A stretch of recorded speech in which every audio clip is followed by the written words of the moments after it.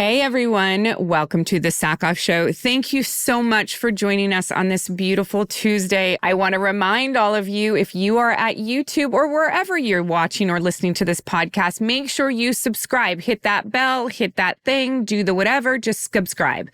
Please, it's the only way you're going to get alerted that we exist. I am so excited about today's guest. It is none other than the extraordinary Charisma Carpenter. If you don't know who Charisma is, she played Cordelia on Buffy and Angel. She is just a wonderful, wonderful person. She has a Buffy rewatch show right now called The Bitch Is Back. We talk a bit about that. We really get into it in this episode. One of the things you're going to notice in this episode is that Charisma and I both love to talk. So we recorded this over 2 interviews. We put the best of all of it together. And that's why you may notice we're in 2 different outfits. I'm just going to stop talking and get out of your way so you can get to know my wonderful friend, Charisma Carpenter, a little bit better.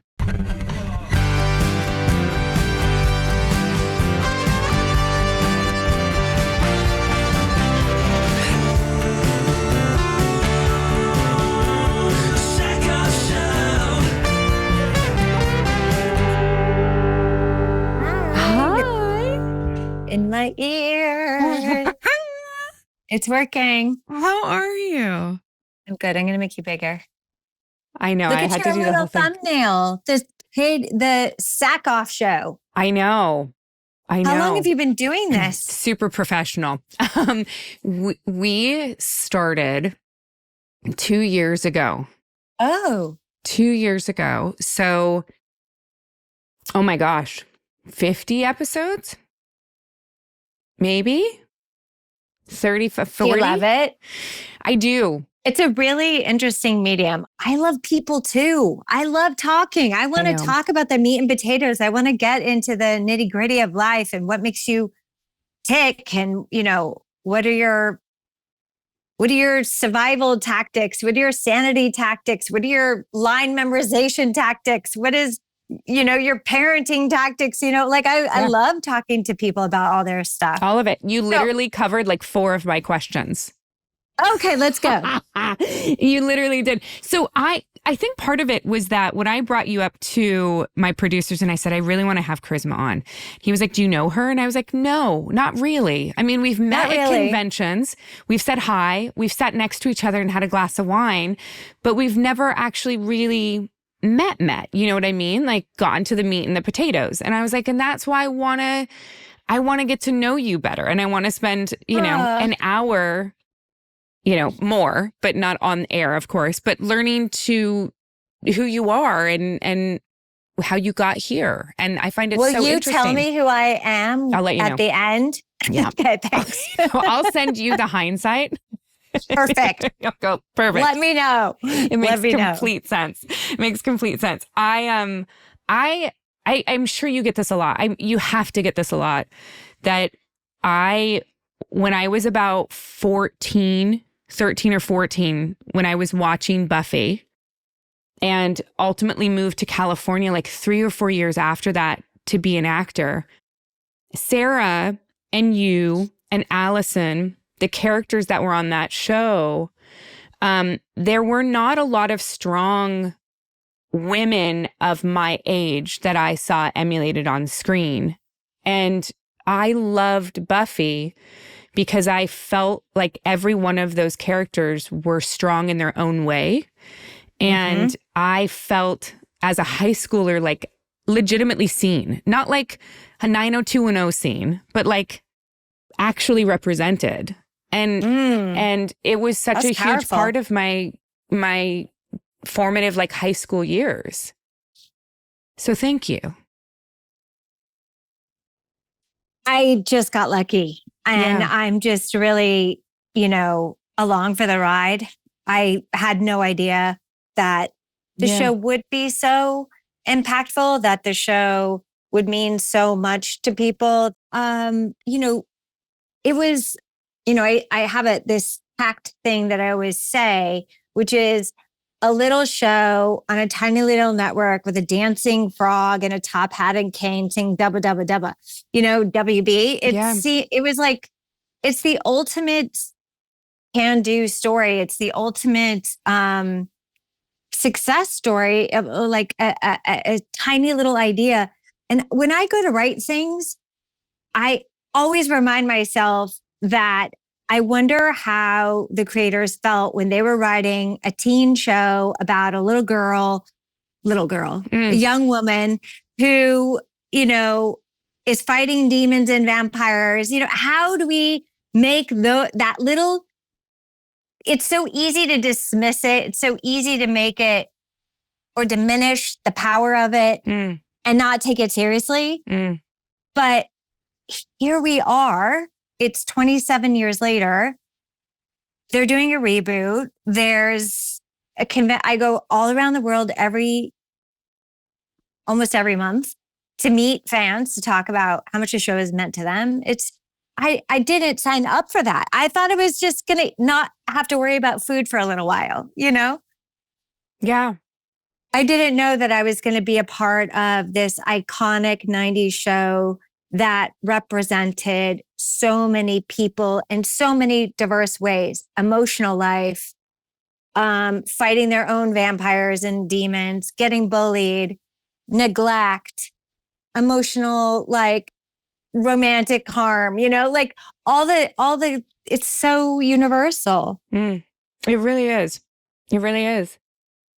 I want to talk about that more, but I also want to go back before and go back to when you were, a little girl and how you ended up, because your road to being an actor twists and turns quite a bit. So is it something that you were always drawn to, or did you sort of fall into it? That's a great question. So I've been in the performing arts my whole life since I was like 5. I started ballet. And so I was a dancer. And I went to the School of the Creative Performing Arts, where, of course, you're exposed to tech, playwriting, acting, singing, all the things. I loved it. Absolutely loved it. I wanted to be at Juilliard. I wanted to be like Fame. I sat, as a young girl, crisscross applesauce in my living room in Las Vegas, watching Fame weekly, Star Search weekly. It spoke to me, not the fame part at all, not at that at all. It's the creativity. It's about the outlet. It's about the self-expression. If I didn't have dance, I don't know where I'd be. I really don't know. So it felt like a natural progression. So when I moved to LA, before that, I was working so I'd stopped dance and all of that. I was a serious dancer until I was about 17. And then I went to school for like a nanosecond. Then I got a job with the NFL cheerleading squad with the San Diego Charger cheerleaders. But I never cheered a game because I had a horrible incident happened to me. And that kind of derailed that for a while. And then I was in property management, renting apartments. I thought I was going to take that career and go into like the corporate world. I wanted to be a school teacher, but I also love dance. And then I moved to LA for a boy. I went to get a job at a restaurant called Maribel. And it's on Sunset Boulevard. Is it still there? I think it is. Is it? I swear. I think it is. They changed it. It looks really different today. It's been renovated. I think like 20 years ago, they renovated it, or 15 years ago, they renovated it. George Germanides was the manager. And anyway, so strange. It was they had a clientele there that everybody would go to lunch there. And so a friend of an agent told me to go see this agent. I went to see the agent and I started auditioning. Yeah. Huh. But I was in school. I went to Playhouse West, where Robert Carnegie started Playhouse West, which is, I guess, the answer to the Playhouse out here in New York. Yeah. And I met Jeff Goldblum. And I just reunited with Jeff Goldblum the other night and told him my story that the reason why I'm an actress is because of him. Really? So, and what? Tell me the story. Oh, the story of being an actress? Yeah. Well, why? How he inspired you? He came to audit my acting class at Playhouse West. He was on the board of Playhouse West. I didn't know that. And I guess Robert Carnegie told him about me, or he was casting a film at the time. My God, I always forget the name of this film. I cannot remember it. It's like Hideaway, maybe? It was with Christine Lottie. She was the mom, Jeff Goldblum. And,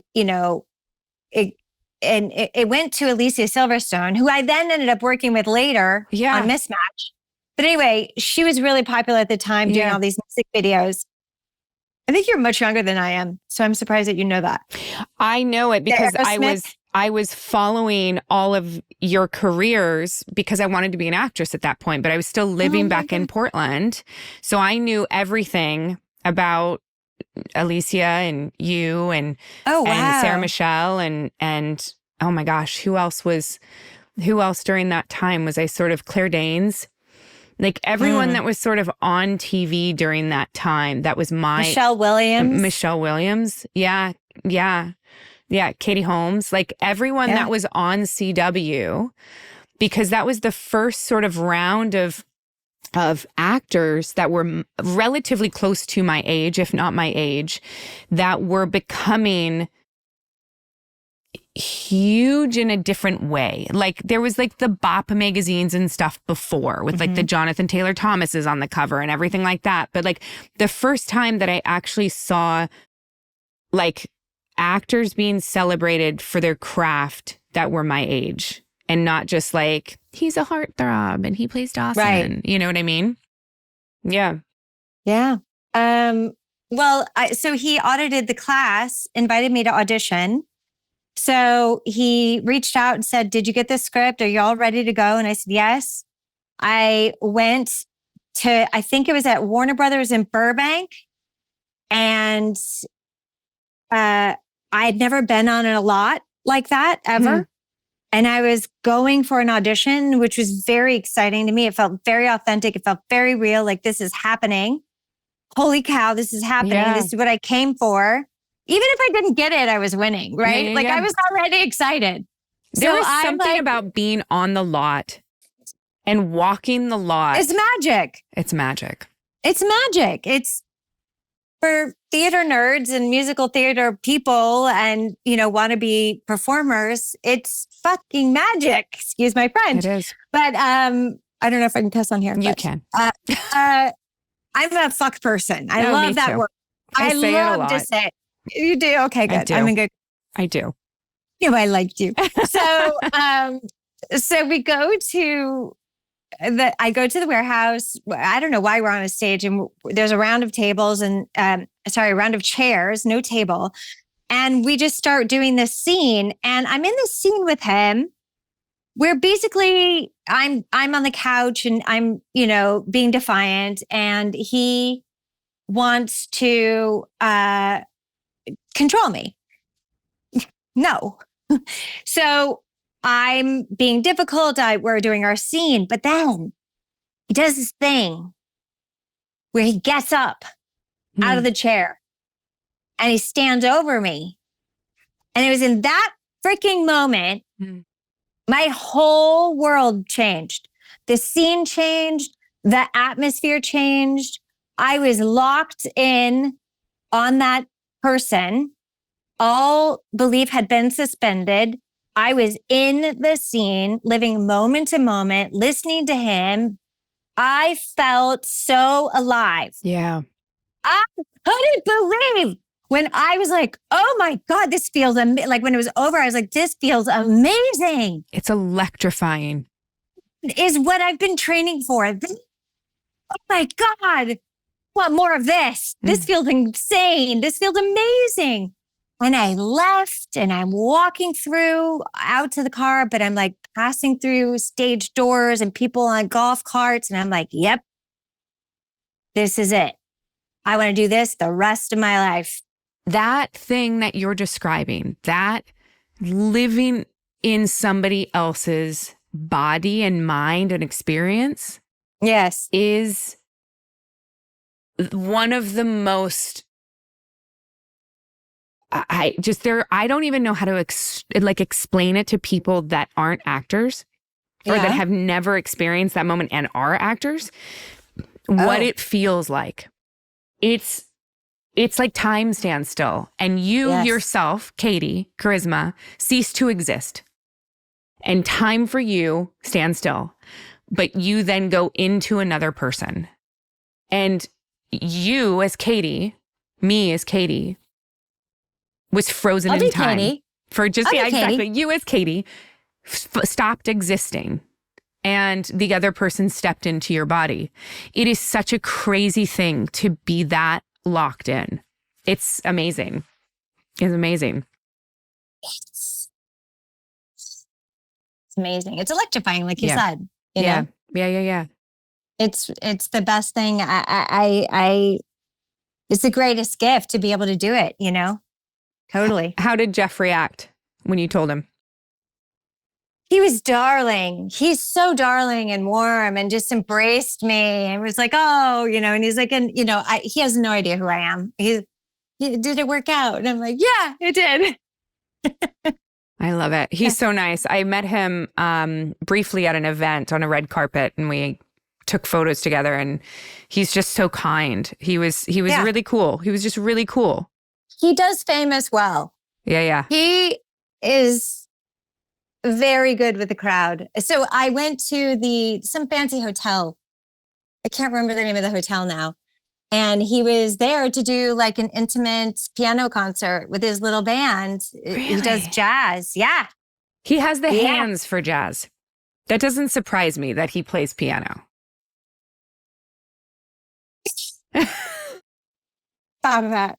Doesn't surprise me. Thought of that because I was right there. He has big hands. I was so impressed with his engagement, his eye contact, his graciousness, his, you know, I think what I just described, what my experience was with him acting in a scene, that's what he gets from playing piano. He is so present when he plays. He is so alive. You can tell that he is in his purpose. His human spirit has just, he has, you know, I love that he has that, you know, like how lucky and fortunate to be able to have so many different talents. And just to be able to go do piano when the acting isn't, and then do the acting. And then you could, you know, I don't know, you can't sleep at night. You go to the piano and play. Like, it's just so neat to meet people like that. My dad played piano. And we had a piano in the house growing up. And I remember sometimes late at night being up in my bedroom and hearing the piano.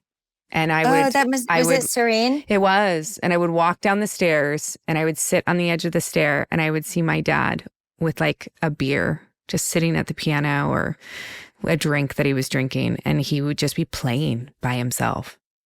And it would just, He wasn't alone though. No, it broke my heart that he doesn't have a piano anymore. They sold it, 20 years ago. I think he hasn't played for a long time. I told him he should get one. I always wanted to have enough money that I could buy my dad like a gorgeous, like, what are they called? Like Steinways or something. Steinway. Yeah. That's what Jeph is playing on. Yeah. But anyway, he was always, that was such a cool thing to hear him playing when I was a kid downstairs. I bet. Yeah. Mm-hmm. I bet that's like therapy. For him, I think so. For me, it was just a beautiful memory, you know? Yeah. Yeah.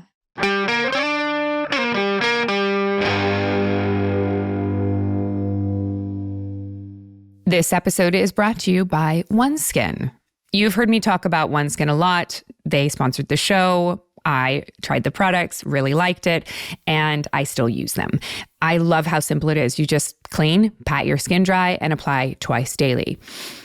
Customers consistently rave about how their skin is smoother, firmer, and healthier looking with results that get better over time. They're known for their cult favorites like the OS1 body, face, eye, and scalp now. I love it. Editors have named OneSkin a brand to watch with recognition from Fast Company, Mind Body Green, Town & Country, and The Today Show. All of OneSkin's products are designed to layer seamlessly or replace multiple steps in your routine. At the helm of this brand is their founding all-women team of longevity scientists. OneSkin is the world's first skin longevity company targeting cellular aging to keep your skin and scalp looking and acting younger for longer. For a limited time, you can try OneSkin with 15% off using code Sackhoff at oneskin.co. That's 15% off at oneskin.co with code Sackhoff. After you purchase, they'll ask you where you heard about them. Please support our show. Tell them we sent you. Try OneSkin today. Your future self will thank you. This episode is brought to you by Mint Mobile. Okay, confession time. I am 100% guilty of what they call procrastinating. You know, putting off switching something even though it would obviously save money. Yeah, I did that with my phone bill forever. Mint Mobile's best deal of the year is ending soon. It's 50% off unlimited premium wireless for new customers, and they make it really simple. It's $15 a month, unlimited premium wireless. That's it. You don't have to get a new phone. You don't have to change your number, and it all runs on the largest 5G network. And honestly, I barely noticed a difference, except I don't roll my eyes when I look at my bill every month now. I like it because it's straightforward. No weird hidden stuff. So if you've been procrastinating like I was, quit stalling and start saving when you make the switch. Shop plans at mintmobile.com/Sackhoff. That's mintmobile.com/Sackhoff. Upfront payment of $45 required, equivalent to $15 a month. Limited time new customer offer for first 3 months only. Speeds may slow above 35 gigabytes on unlimited plan. Taxes and fees extra. See Mint Mobile for details.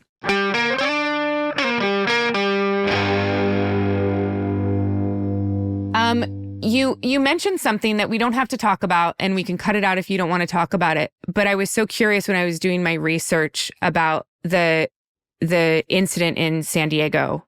Can you explain that to people? Is there a way we could not say his name? We can absolutely. There was that guy. Yeah, we can talk about that guy who will remain nameless. I can talk about, we don't need to talk about it. Yeah, it probably just shouldn't. No. It's a part of who I am. Of course. It was an incredible, and it has impacted my life to this day. I don't see the streets the same. I don't walk through my door ever again the same. I'm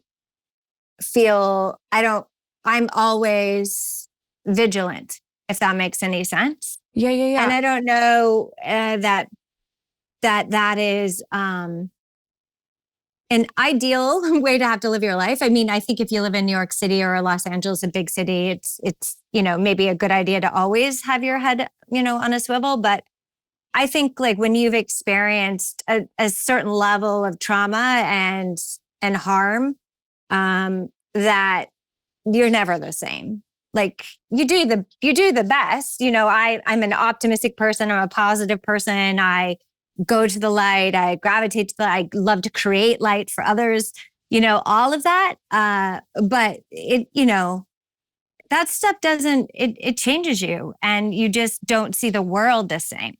You're never really quite safe. So I think we can talk about sort of a little bit of that without talking about the situation, in the sense that I'm so curious when you go through something traumatic like that, how you then push through and live with that level of anxiety. How did you do that? I have no idea. I honestly have no idea. And what I actually, trauma in general, like my mom died recently. Like it'll be 3 years in August. Oh, man, September. I'm sorry. Her birthday is in August. She died in September. That was probably one of the most traumatic events in my adult life. So it's like it still hits me. It was hard. And I thought, and at the time, what was happening in my life was I had left Los Angeles. I was headed to New York, but I pit stopped at my parents' house for like, I thought I would stay like 8 months because I've never had like my dad around. And he is married to his wife, who I'm very close to both of them. And I just felt like he's getting older. I've had no time with him and they're getting older. And like, if I'm going to go, why not stay a while, and spend time with them and make and break bread, hang out on the couch, have conversations, like share my life with them. And so I did get to do that. But while I was living with them before I came here, my mom fell ill and didn't make it. And so I was in the hospital with her. I was in Florida with her. She wasn't in the hospital the whole time, but I was there after she died to wrap things up. And it was about 3 months. And I don't even know. I don't have a scale. I don't know what a scale, like none of my clothes fit. I went through this trauma thing in my head and I've always been anxious, rightfully so. I had a very turbulent childhood, very hard home life. Not my parents as much. I mean, my mom was tough, but there was problems with my brother. He was violent and, had done some things. So it was a very difficult time. And then, I get a little older and, that incident happened with me on the beach. And then a little bit later, I'm on the show and it's just difficult to navigate and keep your job and stay in the joy of acting and get, it was very complicated. I don't regret it at all. It just didn't have to be that way. It just didn't have to be that way. I wish it wasn't that way because I was living my best life in my 20s. It was just such an amazing experience to be able to be on this critically acclaimed show that's obviously impactful and the themes are important. It's touching lives and all of that was so great. And then moving on, I had a divorce, traumatizing, and I feel like I might be saying traumatizing too much. And I think that anybody listening might go, complain, right, trauma. Of course. But, I would invite and urge others maybe to be sensitive to the idea that a lot of us are walking around with stuff, a lot of us. And if it's at a point where maybe you can't be there with me because of what I'm saying is my truth, what has happened to me, what I have actually survived. And it seems like trauma and trauma this, trauma that. What are you suppressing? What trauma are you not able to look at? Why does my trauma or use of that word cause that shutdown for you, or that judgment or whatever? I wonder, because what I'm finding is that people that don't want to tap into feelings and don't want to acknowledge the truth of their difficult experiences or whatever, or minimize, poo-poo, just pull up your bootstraps. Grow up. Just, don't be so sensitive. That was years ago. I mean, are we still talking about that? Like all the different ways people slight grief and trauma. And so, I just invite others to maybe just put a pin in that for a second and just go, wow, I wonder what I'm not really taking in or looking, what grace am I not affording myself? How is that impacting my other relationships? Am I a safe person for my daughter, for my kid, for my husband, for my boyfriend, my girlfriends? Like if I can't hear that without being judgmental, who can go to you? How deep are your relationships? If that's because they hear that, they know that they're people around you are listening to the way you treat other people and talk about other people. Yeah. So how the best thing I can say is last year was, 2022 is brutal, but because my mom died. You're right. But 2022 was really, really hard. So when my mom passed in 2022, I thought after leaving, funeral done, I go back to my parents. I was ready to shut the door and not come out of my room for like months. I thought for 2 months I would just grieve. Yeah. Process. And I started my con. Yeah. You made yourself busy. I think I cope with, did you ever see Iconoclasts? Did you ever see Jimmy Iovine and the Beats guy, Dr. Dre?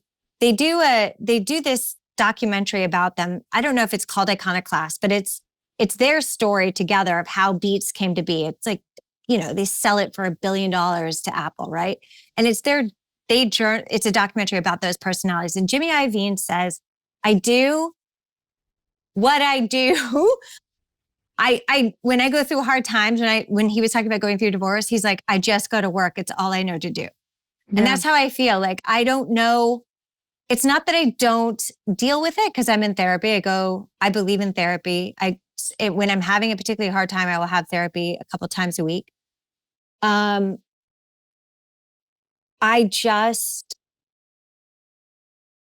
feel that my spirit heals when I focus on me, when I focus on getting myself safer, so whatever that looks like, right? Like if I can get a job or I can create a company and I'm in purpose and that company can give back philanthropically, or that company makes a fan extra happy, or if I can work on this, that to me, like being of service in that sense, heals me. Yeah. It makes me, and also if I can financially benefit from that as well and make my life sustainable where I need to be gazillion. I don't. I'm getting older. I work less. I have to pivot, reinvent. Yeah. I'm not married. I don't have a partner. So it's just me. So what can I do to make my future secure? And how can I make sure my son's future is secure? So I just feel like I turn inward and I say, what do you want? What do you want? Charisma. Who has what you want? Ask them how they got it and follow their direction. Like take their suggestions. And that's what I do. And how did that help heal you during that time, during 2022? Well, I think being in purpose, I think if I felt like I needed to lay down and cry, I probably would. I went on a lot of walks, listened to a lot of Taylor Swift in my ears, like cried in the shower all the time. It was brutal. Yeah. It was brutal. I was going through a breakup and then I had that breakup in May. My mom died in September. It was brutal. 2022 was brutal. Then in August of last year, break up again. And, I'm here in New York and we're building a life. We're talking about getting married, like all the things. And suddenly that's not happening anymore. So, okay, how do I stay here? How do I heal? Were you blindsided by that breakup? Or did you see it coming in hindsight? I think if I'm really honest, it never really, even though the words were there, the words and deeds seemed like they weren't in unison. There was like, it was slippery. It was like, but I get confirmation and then I would see like, there would be like 2 steps forward and 4 steps back. Like it was just like it got to the point where I wasn't sure. And I was in a constant state of anxiety. I mean, I've literally just now, this is August, so this is June. So 10 months? Yeah, I don't know how many months. almost a year. I'm only now starting to gain weight again. I'm only now starting to see the fruits of my labor. Like I thought I was going to lay down and die. I thought like not lay down You and mean die. since 2022? So I got through 2022. I did my con. I started doing a lot of shows. I shored up and I came to New York to live my New York experience. I've wanted to live in New York since I sat crisscross applesauce in my Las Vegas living room watching Fame and watching Ed McMahon on Star Search. I knew I wanted to be in New York because New York is the creative conversation. New York is culture. New York is diversity. New York, art is in the clothing people wear. Art is in the way people walk, the way they talk. It's in billboards. It's everywhere. Yeah, it's different. Everywhere. It's just, and there's friction on the street. There's people, right? Like in LA, everybody's isolated. And, even anywhere you have to drive, and here it's vibrationally, I feel like, Sunnydale, Buffy was on a Hellmouth. I feel like I'm on some kind of artistic portal, like some kind of It's like a gateway to art beneath you. Yes. Yeah. I live in a city where it's very hard to feel sorry for yourself. Yeah. I mean, I look out my window right now. I live on a beautiful street, suburb, and I will see a little grandma or a little grandpa hunched back with a cane, shuffling to go wherever the heck they need to go. Where do they need to go so bad that they are willing to walk what would take me 5 minutes, them 30, or take their dogs out in the snow, in the rain, in the sleet, getting groceries? It's different. Like, these people are my people. I love that. They are. So, okay. So it's inspiring. You talked about trauma sort of while you were younger and while you were coming up. Did you understand in that time that you were actually living trauma, or did you just think that this was just your life, this is your experience, and you just got to like get through it? I have no idea. I have no idea what I thought. I was like 5 to 8. My earliest memory is probably 5. And my brother was abusing me until I was, we moved. I think I was like right before I was 9, but he had been removed from the house. When my parents figured out what was happening, he was removed from the house. But he was also like, he had a lot of problems. He had a lot of problems. And I don't know. I don't know. I don't know if he was born this way, like with this mentality, if it was our environment. It was violent in my house. My parents believed in corporal punishment.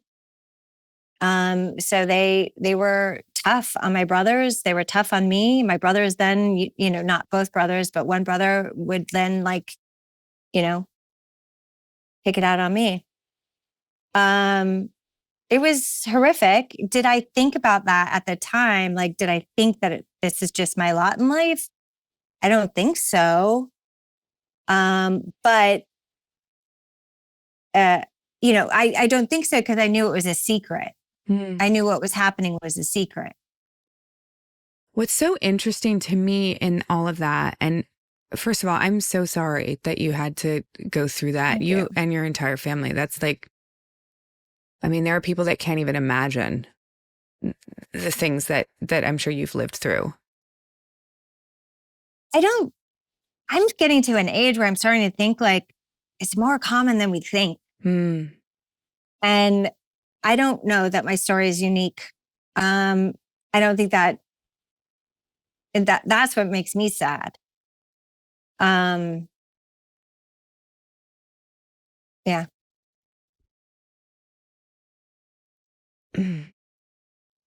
Such an interesting... I don't know, Katee. I just keep going. Yeah. I just keep going. No, I know. Yeah. And I think that is the true like warrior mentality, is to just keep going. I guess what I'm wondering is, I'm so curious about the life you chose, because the life you chose is a life out in the open. It's a life of wearing your emotions on your sleeve. It's a life of openness. And the things that happened to you when you were younger didn't close you down. And that to me is resiliency and like a warrior spirit. Did you fight against family, that? I think my family would argue that, like, I think my dad said something to me recently that was kind of hurtful, which was just sort of like, he thought that there was like a hardness, to me, that there was, and why that hurt me was, instead of feeling like a badge of honor, I struggle with that, because I know that was a way he described my mother, in a way that, and it was like not a good thing. It wasn't like she was tough as nails. It was sort of like, you're hard. And I'd never been told that before. And to hear that from my father was honestly really devastating, frankly. And I just felt incredibly misunderstood. And I feel misunderstood a lot. I feel that by being and working in an open and emotionally safe space leaves you open to things. And then you also, in life, because you live this there's an entitlement to you then that you have to guard against. So there are aspects that I feel make up a person, or me, that is or has been very hurt as a little girl, as an adolescent, as a young woman, as an adult. Getting a divorce was hard, raising my child, with the things that, his friends would say to him about, I mean, it's hard on kids when you're a single mom. There's a patriarchal system that says women should not be, there's something wrong with you if you're alone. There's something wrong with you if you're not married, if you're not hitched to a man or attached to a man. And I love men. I would love to find my man. I would love to find him. But I've got a list. I mean, I just feel like I gotta do me. And I feel, so long as I do me and I do what I love, self-supporting through my own contributions, living my passion, passionate about what I do, then our roads will most likely, I'll have a better chance of meeting somebody who's more aligned. But when you're in your 20s and you're aligning with people by proximity because you're in the bar or whatever, like, are you, like, is this like somebody, I don't know. And I know a lot of unhappy people that are married, that are just together for whatever reason, but it ain't because they want each other, that they're connected, that they're intimate, that they laugh, that they go to concerts, they have dinner, they hold hands, they can sit in silence, read together, cuddle, watch a movie. Like, that level of intimacy, like, I don't know a lot of people like that. I don't know a lot of married people that have that. Interesting. So is that the answer? I don't know. Would your son describe you as hard? I think you would say I was tough. Yeah. Yeah. Yeah. Like hardy. But not hard. Like he knows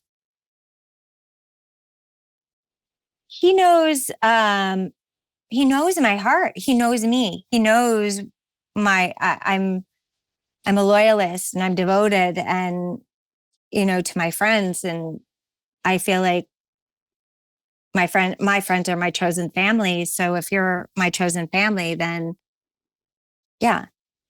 But I also think he knows that I'm very clear on things. So in that sense, it's sort of like, if you've wronged me, it's not that I won't forgive you, but it's not going to be a pass the salt and we start talking again. Like there has to be a proper rupture repair process.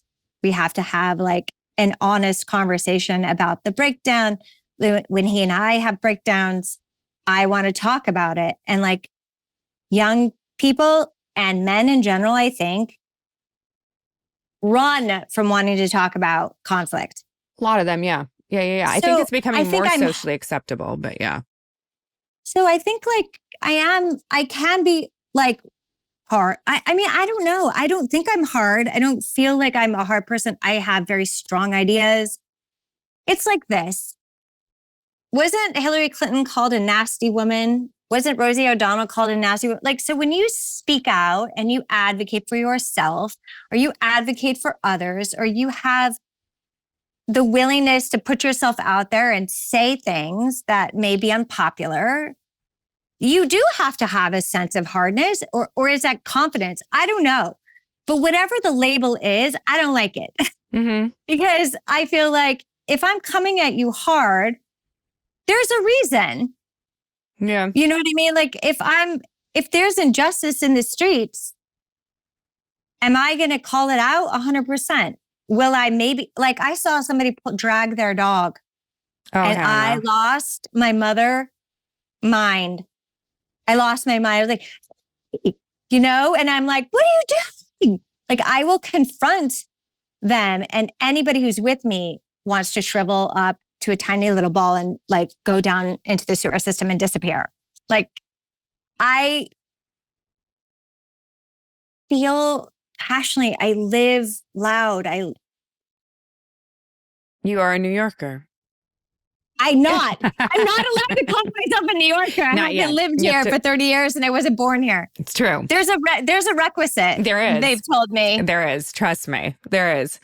Where were you born? In Oregon, but one of my best girlfriends is like a Long Island New Yorker, and she's very, very. Is she here? She is. She is. Well, we need to meet. She's feisty bitch, man. She's wonderful. Why don't we talk after the week after June 24th? Because I have something coming out that I want to talk to you about. Why don't we do that then? To be continued.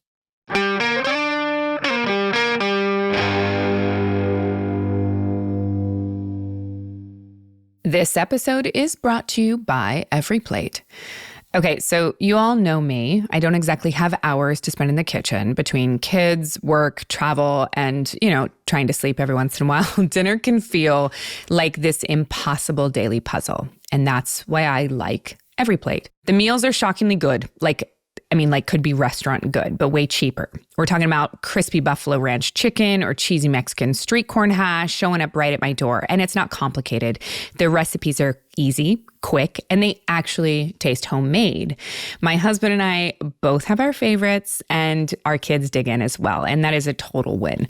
I love it because it takes the stress out of what's for dinner. It's already figured out and it doesn't break the bank. Honestly, I use it, and I think you should too. So what are you waiting for? Dig into flavor-packed meals your household will love. New customers can enjoy this special offer of only $1.99 a meal. Just go to everyplate.com/podcast and use code Katee199 to get started. Discount applies to your first box. Limited time only. I'm so grateful for you to take so much out of your time, like day and your weeks and whatever this has been to get this to come back and do this again. It means a lot. It's my pleasure. It is you. Yeah. Well, it means a lot. It really does. And also what I love about it now is that we can actually talk about your podcast, which we couldn't talk about before. I know. And I have no idea where we left off because it's been months ago. It's been months. 2 months ago? I don't know how long. Yeah, it's been a minute. So I don't remember where we left off, but I am happy to discuss those things. Oh my gosh. Well, the lady things. We left off with basically you saying, oh my gosh, I would love to come back because I've got something that I want to sort of talk about, but I can't talk about yet, but it's coming out in a couple days and I can't talk about it and I would love to talk about it. And that was sort of like, that was it. I'm happy to be able to talk about the bitches back. I know. What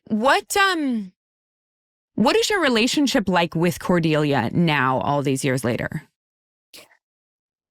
I just really feel like she is me and I am her. I feel the charisma pre-Cordelia was just new to this business and new to like this big world. You know, I didn't grow up in the industry. I wasn't like I was a dancer, I was a performer, I was an artist, but I wasn't like in Hollywood. I wasn't on a sound stage. I wasn't a part of a production. I'd never had that happen before. And it was also wide-eyed and, you know, like, of course, and like people pleasing and like, oh, you know, and just really kind of shook up by it all in the sense of, you know, where you're supposed to stand so you don't piss off the focus puller and like, don't put your hair behind your ears, even though that's your personal tick. You know, you got to table that because it makes hair work harder. And, you know, don't fidget in your clothes because your zipper up or your zipper down is a continuity issue. And there was just all of these things that I had to consider that being on set, I had never thought of or knew about. So it was just overwhelming. And then throughout time, you know, also I just felt a little bit like personalities and the atmosphere, it was just hard. And so I felt a little bit like I was being eaten up and chewed up, you know, not just by personalities, but just like I remember having a terrible flu. Yeah. Like the flu so bad. And I was literally like throwing up in my trailer trash can, like couldn't throw up anymore, just dry heaving. Like I was wasted. And it was like, I just want to go home. And they're like, I don't know if you can. Like, let's see what the schedule allows for. And I'm like, I can't stand, let alone deliver dialogue. Like, I don't get it. I don't think that people understand that. Like, I talk about this quite a bit, that COVID was a very big shift for actors. And granted, it's pulled itself back a little bit, but I worked with pneumonia multiple times. I worked where I was so sick that I was going to the emergency room for fluids and then going back to work the next day, vomiting at work. And they're like, okay, cool. They're ready for you on set.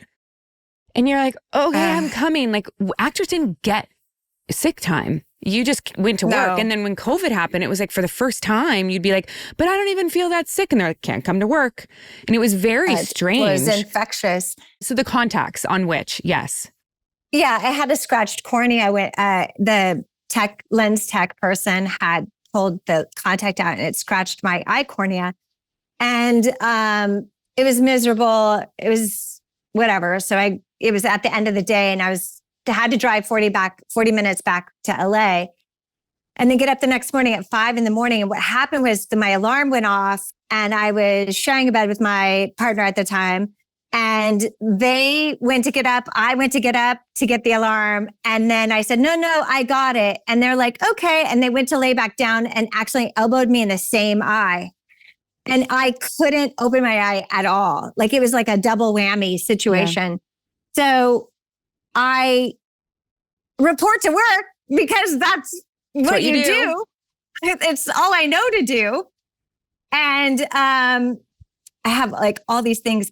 And so I report to work but I don't go straight into hair and makeup because I'm like, I can't have you apply makeup. My eye won't even open. It's tearing. It's like going to run. It's like not happening. I actually just need to see a doctor. And we had a lens tech or a lens, like a ophthalmologist. Yeah. With the show. And so I was just, cause I know they had like an office nearby in Torrance, because I was at the high school again. And they ended up bringing him in, but I literally had to fight to see a doctor. I'm like, I cannot see out of my eye. Yeah. And my producer came into my trailer and was furious. What do you mean you refuse? You're in every scene today. You will go to work. And I was like, it's my eye. Yeah. Yeah. There's two. Yeah. I remember when I was working, it's crazy. The things I was on 24 and I loved everyone on that show. But I remember in one night shoot, it was the night shoot from hell for me. So at one point we're shooting out at the Disney Ranch and I'm crawling on the ground, holding someone that's dying and like screaming and the whole deal. And I'm in a skirt. So my legs are getting cut by the rocks repeatedly over and over and over again. And then I had to go into the water and my legs were like on fire. It was so bad. Oh, sorry. But I had started the night where I twisted my knee in some weird fucking way where I couldn't run, but I was like, let me wrap it up and I'm still going. Like it's not like I wouldn't come to work. I'm at work. I'm doing my job, but my knee was killing me. And then I also had to do stuff where I'm writhing on the ground. And so at lunchtime, they're spraying liquid Band-Aid on my legs because now I've got to go back in the water and my legs are like hives. Like really uncomfortable. And over an open mic, it's an open mic. I hear, when the princess is done being pampered, can you please get her ass to set? And I was like, oh my God.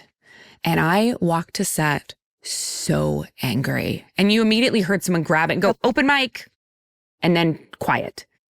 And I walked to set and the person was like walking toward me to like apologize. And I was like, how dare you speak that way about me? That's on an open mic to the entire crew. What is wrong with you?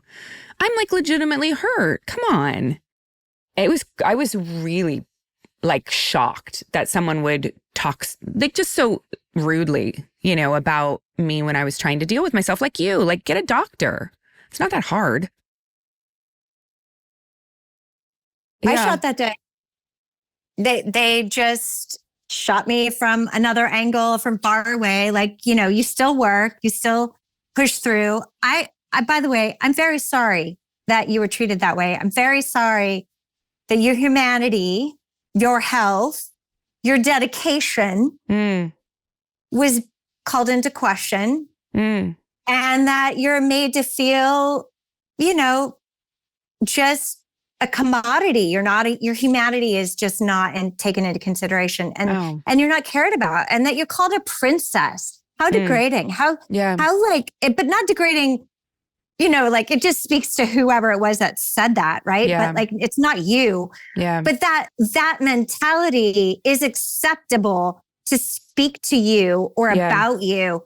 And I learned all kinds of things that were said about me after the fact. And, while I'm pregnant, even like that, I was fat. I'm sorry. I'm creating life, and I'm still here, and I'm still working, killing myself with these insane hours. My dedication, like we grew up in the 90s, and that's the thing. That's the one thing that I kind of regret is that I don't feel like who I am today at all is who I was then. And that goes back to who you were saying before, like how much is charisma, how much is Cordelia? I really feel like Cordelia, which is kind of poetic considering the creator of that role, created this person in me where I think it, I say it, I feel more compelled to say, to call good for you for calling that person out. Like, I don't know that I would have done that. I think I would have internalized that and attacked myself and made myself feel not enough. It makes me really sad for like the me that was then. And kudos to you for going, hey. Yeah. First of all, I want to apologize for not giving you the same respect when you shared your story and telling you how sorry I am. It's such a beautiful thing. And thank you so much. I think that I got so excited to hear someone else tell these stories because for so long you exist in this industry and you think you're the only one on an island being treated the way that you're being treated. And so, for me, I internalized so much. And I wasn't always so vocal. Like, that character came, I was like 29 years old when I was on 24. I'd been working already for 15 years. So I had the confidence to say what I wanted to say. And the thing that shook me the most about that was it was another woman. It wasn't even. Oh, God, that gives me chills. I'm not kidding. Like, what the hell? I know. When I think about you, Charisma, you are so strong to me. You are so self-assured, so confident, so honest, so raw. And it's hard for me to think about you 20 years ago and think that you weren't that same person then, which is what you're saying, that, you didn't have the confidence. Do you wish that you'd handled the entire thing differently to protect yourself in your experience? Or did it make you who you are today? So a lot of it was behind the scenes stuff. Like a lot of the stuff was stuff I wasn't even aware of that was being said about me that I learned about later. Right. But as far as what was, being sick or, it was a lot of men on set. There was, I'm really devastated for you that was a woman that said that. And I know that women can be toxic and can, I don't know what, I think it's a patriarchal system that women align themselves with toxic men to survive. And even if that means they betray other women, I think it's a very, I understand the psychology of it. I see it. I can see it. But if I could do things differently, like, I think that the way I occur to people and how I exist in my skin or how I feel about things is not always aligned. I think I can be incredibly confident about a thing, but I don't know how anybody in this industry in the 90s didn't come out with an eating disorder. I don't know how I talk about this on my podcast. When I watch the show, I see weight come up I'm only on episode 6. Every single episode, somebody's referring to someone's weight, and it's even guys' weights, like Blimp. I was just listening to The Pack, episode 6 that I'm right before I'm editing for that episode. And so I was listening to that. It's like the witch, wait. It's wait all the time. So I internalize that. Like, of course, also as an actress, a lot of that stuff went over my head at the time. Yeah. Because as an actress, growing up, it's normal to have people comment on the way you look. You're either too much, I saw your Charlie's Angels post on Instagram. And I am devastated for you because it's like, you're so fit. You're so strong, and I just hate that was like the way people were grown up to think. And I was a part of that. And I never spoke out to audiences, and we didn't have social media then, but I'd be like, I've been in hair and makeup for 2 hours. Like, there is literally a professional doing my face, doing my hair, dressing me. Like, that isn't me. Yeah. And they're talking about weight. And then on set, they're talking about my weight and other people's weight. Like, it's so hard to come out of it, or to look back on it. It hurts me to watch it now. When I watch back, I'm like, oh, I have to talk about this, and this podcast is going to suck because the same note is going to be given every time. Yeah. But I will not give it because again, we're talking about that. So could I do things differently? No, because in a sense, you only know what you know when you know it. And hindsight is 2020, all those little cliche statements that you make. I did the best I could with the information I had at the time. Yeah. What do you tell young friends? Because you don't have a daughter. I don't. I have a son. You have which a son. Is important too. Very important. Very important. Not to discredit that, because men have so many of the same body issues that women do, and we discount that all the time. Well, also, where is he what weight is he putting on appearance? I talked to my son about not participating in that. Yeah. Yes. So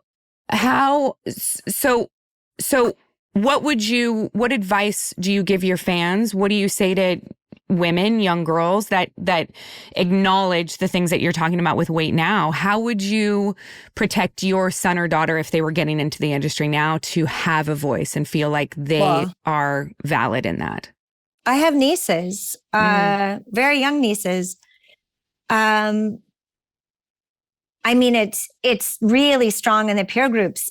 They're in middle school. Like, it's already starting. I just continue to talk about how content of character and because my one niece is like really good, like sweet, charitable, helpful, thoughtful to her grandmother. Like, calls her, "How are you feeling today, Grandma?" Oh, wow. Like, volunteers at school, helps people. She's in volleyball, like helps, like she's a team leader. I just try to continuously prop her up and reward her for thinking the way that she's thinking, and what she's doing is so right and correct. Yeah. And my other niece, reminding her that she's growing. And so like her appearances are going to change a lot, and to not allow other people to put their insecurities or their projections onto her. That again, it's so much more important with how you spend your time. What are you learning? What are you sharing? How are you uplifting how are you helping your groups, your social groups? How are you engaging? What do you like? Content of character, like how hard do you work? I try to concentrate on pointing out to my son things like, that's a victory. Like, I love that you showed strong work ethic and you saw yourself through that, and that you had that test. And, I know you didn't get the result you wanted, but I really saw your effort, and it's not lost on me. And that will take you so far, because I know that's true for me. I had a hard time memorizing lines. I had to work double, triple times as hard to get it in my head than anybody else. A lot of people have a better short-term memory. But what's so funny is, like, when I did my live podcast on The Bitch Is Back, which is, by the way, patreon.com/Charisma Carpenter, is for free for anyone that wants to watch it. That episode is like me and the girls are like, Charisma remembers all of her dialogue. And it hit me. I know why I remembered all my dialogue still, because I committed it to long-term memory, because I worked so hard and I did it. I wrote it. I spoke it. I threw a pillow back and forth. So I committed it to long-term memory rather than short-term. I think that's why I remember the words. But it's so funny you say the pillow thing, Charisma, because the only way I could remember my dialogue for Star Wars was my husband would throw balls at my face, and I would catch the tennis balls, and that's how I knew it was memorized. Yes. If I could catch the balls and focus on the balls wherever they were going. Where did you learn that? I just made it up. You did? I had no idea. Did you really? I read a book called Super Learning, because it was the bane of my existence. Like, I went to psychiatrists. I had massive anxiety. It wasn't that I didn't have the aptitude to remember. What it was is I was a very anxious person. It was a whole new world. I was completely on overload. I was overstimulated, thinking about all the things I needed to consider just being on set. Yeah. Hair, makeup, like I was saying at the beginning of this session. And then the words, right? Yeah. And not letting my co-stars down, right? I just had all this internalized self, like, and that's my childhood, like perfectionism. But it was just, and then it was like, like if you weren't on point, or if you if you had to do another take, like, it was so competitive. It was so, from a financial end, there was pressure. Yeah. It was just a not great environment for me. Maybe for other people, but not for me, So I had to work so hard against all of that stuff, which also, because I'm, what is it called? confrontation. Like I confront things that are hard. I have to do it. Are you super close with the Buffy cast? I'm super close with some members, not all members. I'm friendly with many, but I'm not like I'm very close with the girls that I did the Bitches Back podcast, the live podcast with, like Julie. Yes. And Amber, I'm very close with. We did the Audible Slayers together. And then I got to be like reactivated because I never really worked with Emma Caulfield. We did have a episode together. And then I think she came back as a series regular when I left. So I didn't really get to spend much time with her, but through Audible, I got reconnected with her. And so like, I'm friendly with her and, we see each other at cons. I think like that's kind of where I spend most of my time. Yeah. But yeah. I'm in touch with everybody. Like it would, rather than saying like we hang out, we go, because now I'm on the East Coast too. Of course. Go to dinners and stuff. I would probably say we're just more like following along on like perisocial ways. Yeah. Like DMs and stuff. Yeah. Did you keep in touch with Michelle Trachtenberg? I was in touch with her in the end. Yeah. More in the end than I was all along. I didn't ever work with her. I didn't ever have a scene with her. No, she came. We did a movie together. You did? Yeah, we did. And I got a chance to get to know her. And she was just she was so full of life. Yeah. So full of life. Yeah. She's really smart, very intelligent. I didn't really get to know her until like, I don't know, maybe like the last year of her life. I wasn't really that close in touch with her at the very, very end. Only like the last time I talked to her was maybe 4 months before that. I was actually really rather shocked when I heard that news. And I didn't know that she had successfully received an organ transplant, a liver transplant. I didn't even know that she got that to happen. So I was not as in touch with her at the very, very end. Yeah. But yeah. I hadn't spoken to her for a few years. We only worked together for God, probably a couple weeks. It was very fast. It was very fast. She was my first on-screen female kiss. Oh. We had a sex scene. We How old were you? Went for it. Oh God, 30? And she was, maybe I was 32. 30. I would have such a hard time kissing a girl. I feel I would be like a shambles. It was so hard for me. It was so seemingly easy for Michelle. I would just be giggling the whole time. Me too. It was so weird because look, I can appreciate a beautiful woman. I absolutely can. And I can absolutely appreciate, there are aspects of women that I find very attractive. There is no part of me that wants anything to do with vaginas at all, ever. I really love women. And the older I get, and I know you're married and I know you're happy and all of that, and you have a great relationship. I'm dating. Oh my God. It's rough out there. And I have literally thought from time to time, maybe I should just date a woman and see if it's better. But then I go immediately to, but I just can't get past. I can't. I just definitely don't. Yeah. It's how I always know, and that is necessary. I think it would be. Maybe you could be. If we could just pal around and hold hands and cuddle and stuff, maybe. But I think that. You need to have sex. I could cuddle Tricia till the cows come home. I could even probably. I don't think I could kiss Tricia. I don't think I can. I think you have too much of a sister or friendship. Yeah, it'd be too weird. It'd be like kissing my sister. But I could love her. We could make partners. Yeah. We could do that. Right. But I need sex. I need. I do. I need. I'm gonna say it. Penetration. I like it. Yes, and a penetration attached to a male form. Yes. Also, I'm not a toy person. No, me either. I'm not. No, me either. Inanimate objects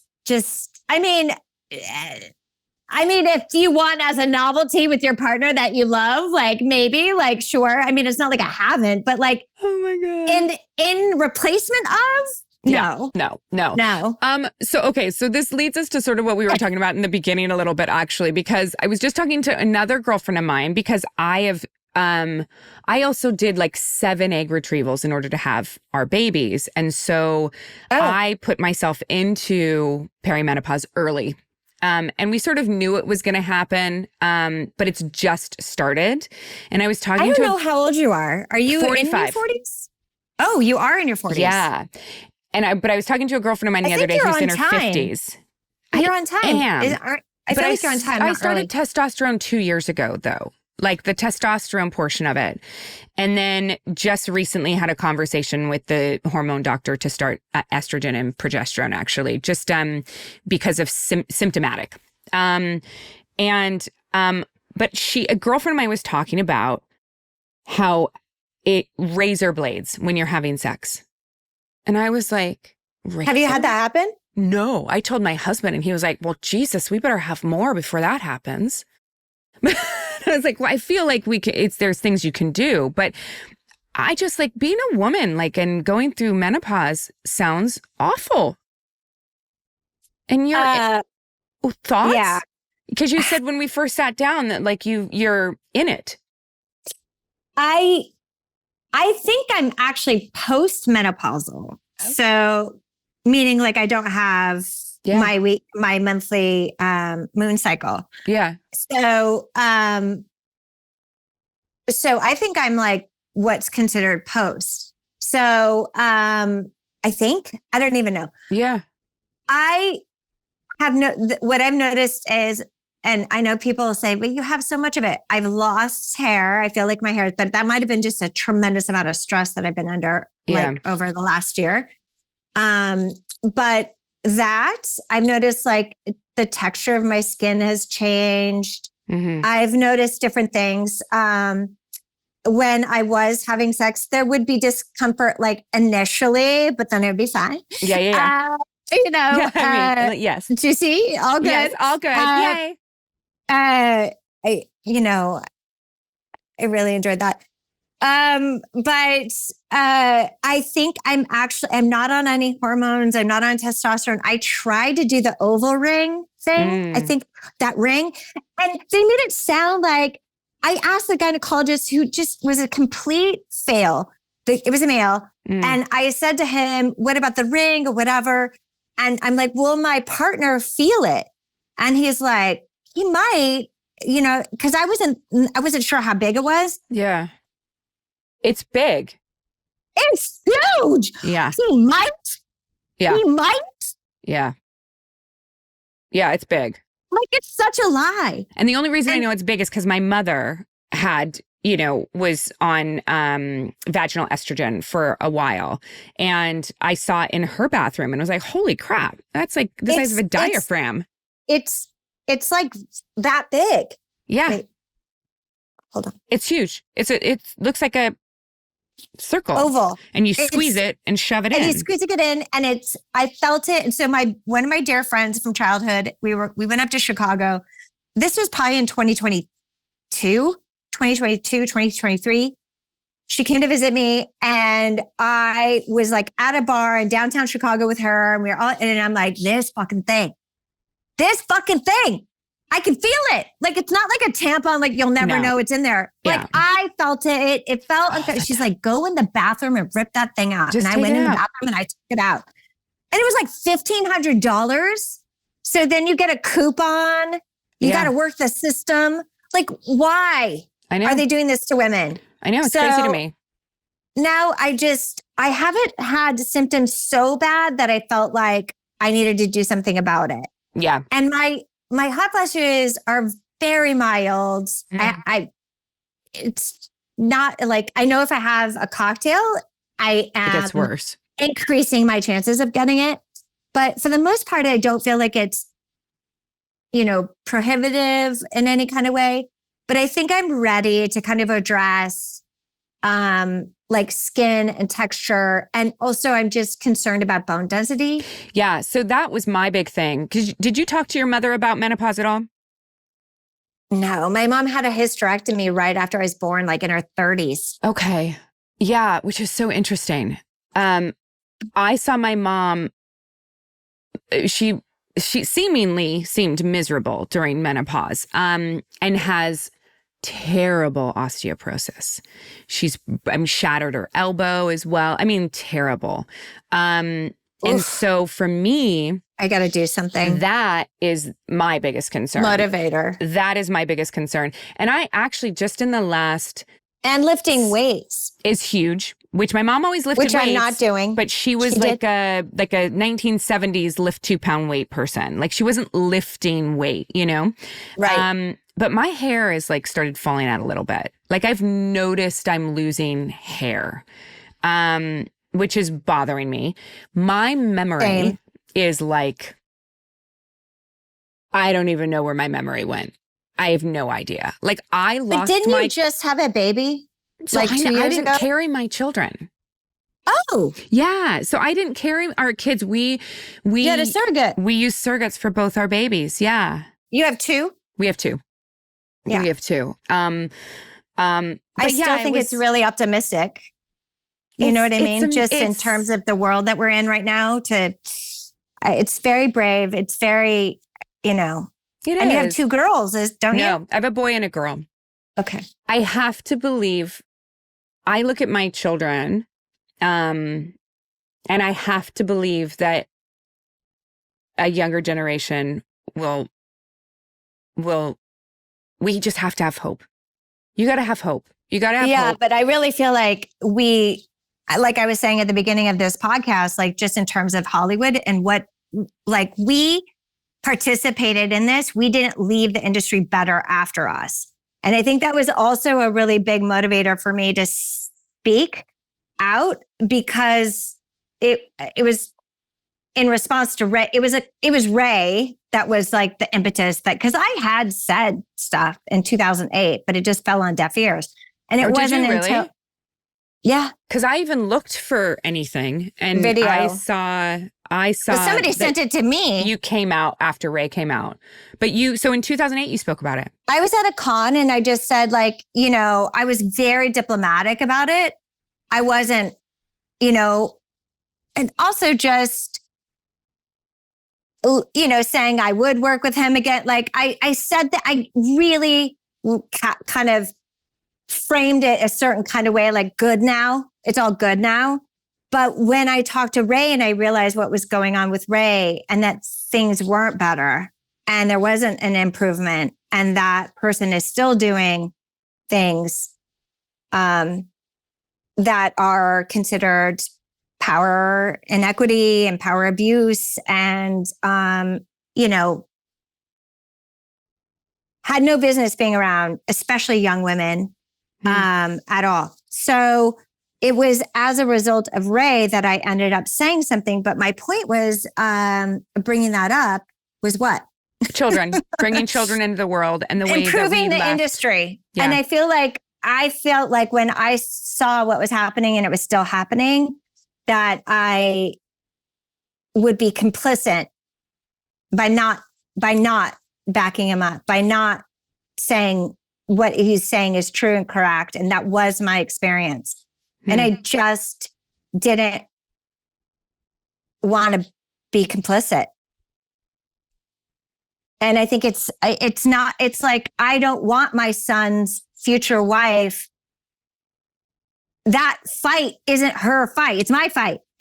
It's up to me. It's my job to make sure that she's okay. You know, that's what we do, right? We look to the women in front of us and we pull the women behind us and we walk with our peers beside us. My question for you though is because we've talked now twice and you are an incredibly impassioned person. And it's one of the things that I love about you, because we could literally talk for 10 hours and cover a million different conversations and go from politics to, we haven't even tried to discuss religion. So that's a whole nother thing. But and then we talk about menopause and life and standing up for people in Hollywood and your own struggles and the way you were raised. I mean, we've covered so much. But you talked about also that you had anxiety, during Buffy and how you're an anxious person. And I think one of the things that strikes me is how held and put together you seemingly are. How do you balance your life now? How do you take care of yourself now to protect your heart? I'm a work in progress. I've been in therapy for, I don't know, since probably 95, pretty regularly. I tried Catholicism, revisiting that, getting confirmed when I was on Buffy. It really wasn't I really struggled.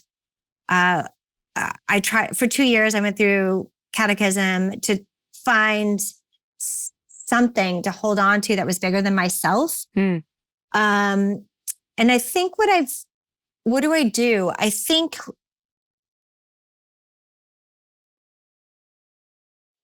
that's a complex answer, and I think it's situational. I think I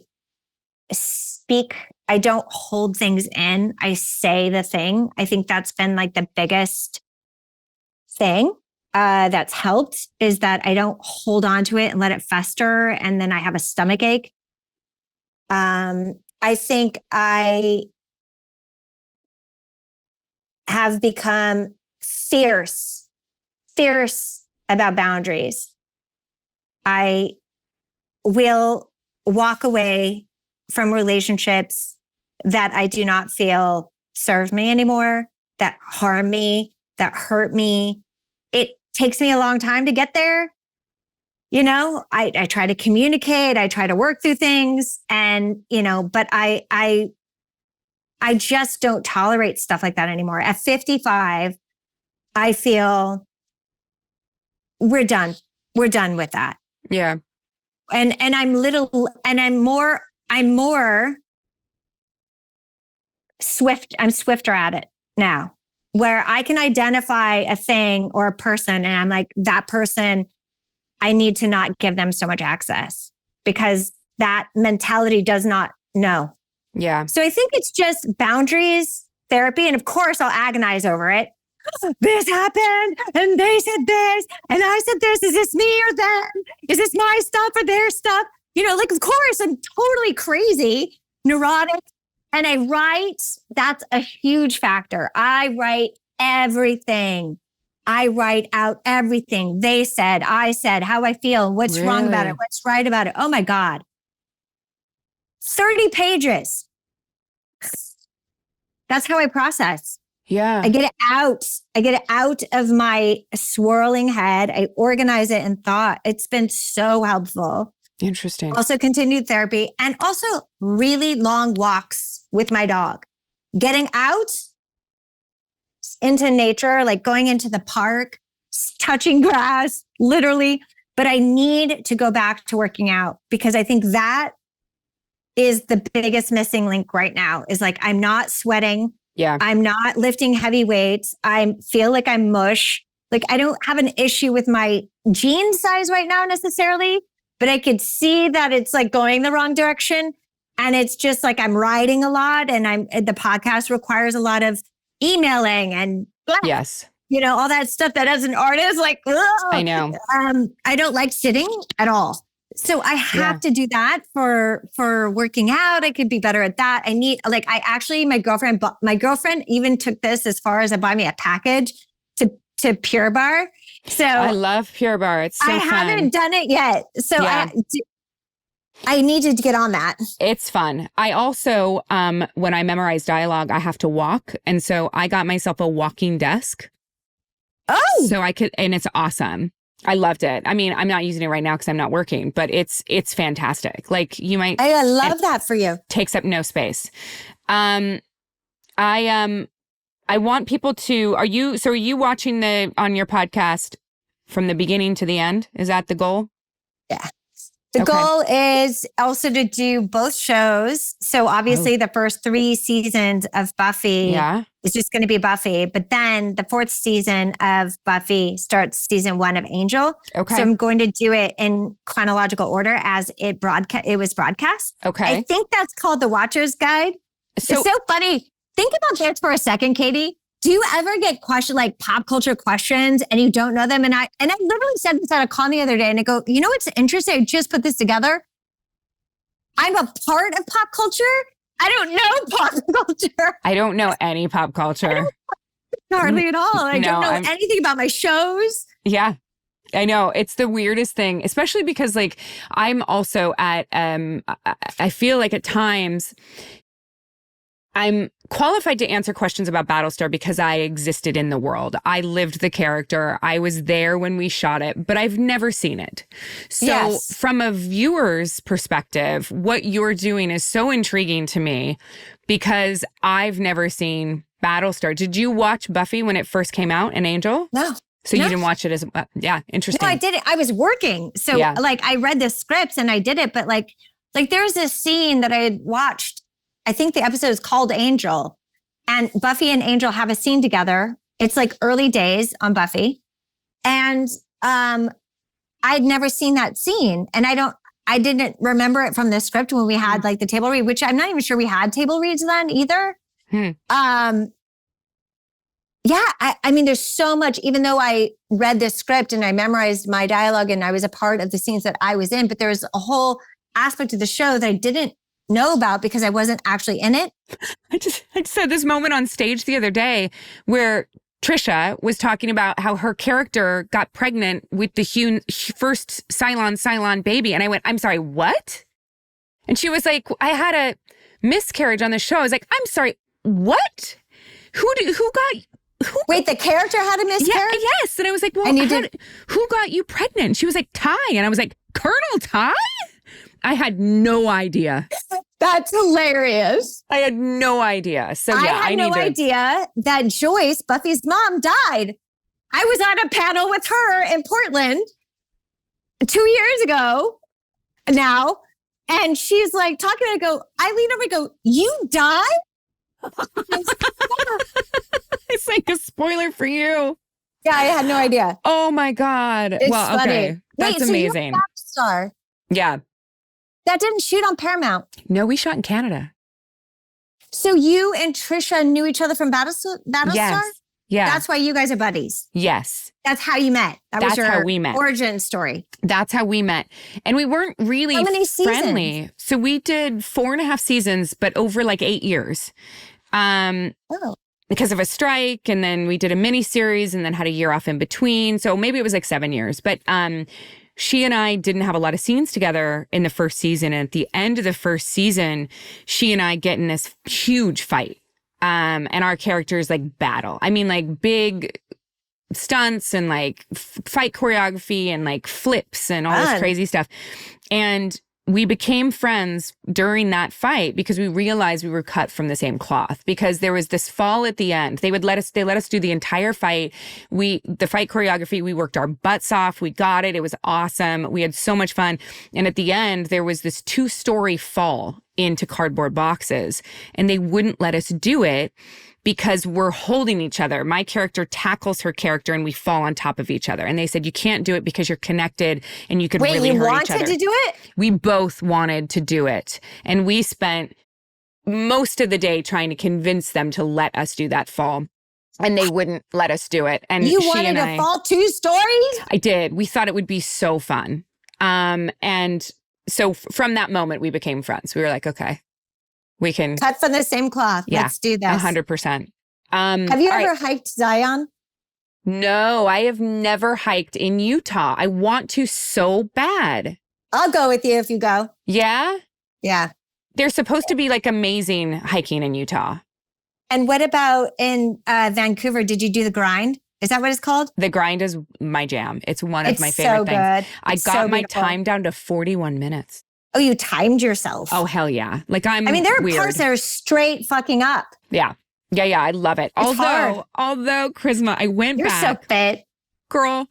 I went back and I did it again like 2 months ago. And I thought, they say if you can finish under an hour, that's fine. That's good. And I was like, okay, I've got to be able to finish in under an hour. I did it in 41 minutes. Like, I'm not in terrible shape now. That was, 5 years ago. I'll be fine.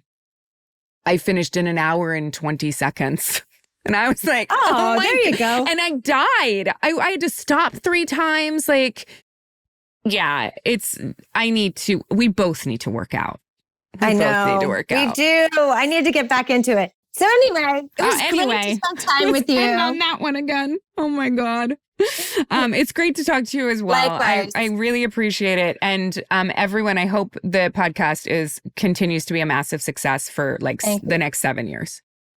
Me too. Thank you for that. And congratulations on yours as well. Thank you. See you soon at the next con. Yes, exactly. I'll talk to you soon. Bye. Bye.